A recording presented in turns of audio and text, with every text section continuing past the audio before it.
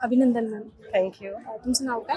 प्रीती महादेव रायपुरे, अच्छा, पण प्रॉपर कुठले? औरंगाबाद.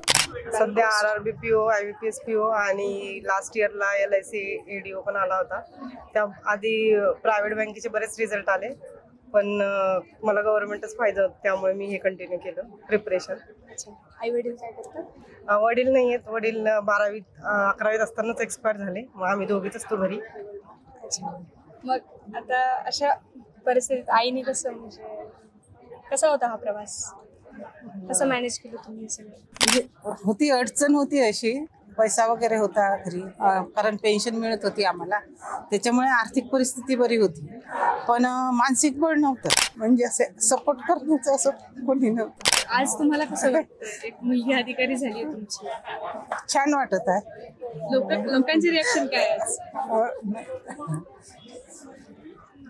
नाही, लोकांचं रिएक्शन आहे तर चांगलं झालं वा तुम्ही, आणि म्हणायचे की लग्न करा लवकर.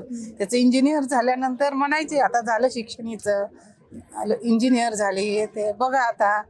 पण हिची इच्छा होती की नोकरी लागल्याशिवाय मी काय लग्न करणार. तुमचं असं काही म्हणजे होतं का मागे लागलेलं बाबा? नाही नाही नाही, तसं कोणाचा दबाव वगैरे नव्हता आमच्यावर.